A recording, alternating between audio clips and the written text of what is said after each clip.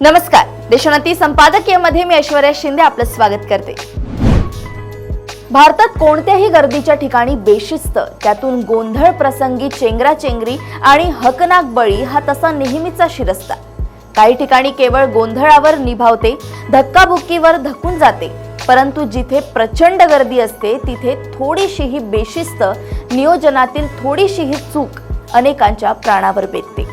सध्या उत्तर प्रदेशातील प्रयागराज येथे महाकुंभ मेळा सुरू आहे।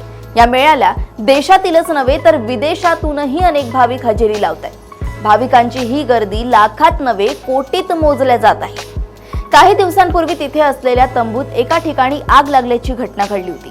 त्यात बरेच नुकसान झाले, परंतु प्राणहानी टळण्यात प्रशासन आयोजकांना यश आले होते।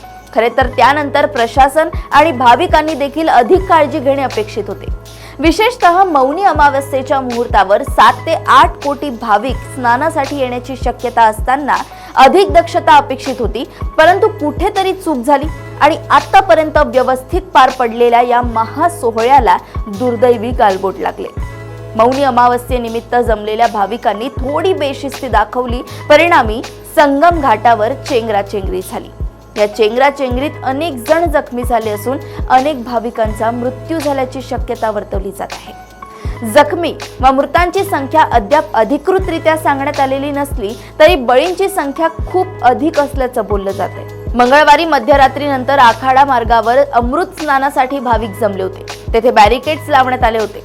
ते बॅरिकेड्स कोणीतरी बाजूला केले किंवा गर्दीच्या रेट्यामुळे पडले। त्यानंतर तिथे गर्दीवर नियंत्रणच राहिले नाही आणि प्रचंड चेंगराचेंगरी झाली। त्यात अनेक भाविक गंभीर जखमी झाले, अनेकांना आपले प्राण गमवावे लागले।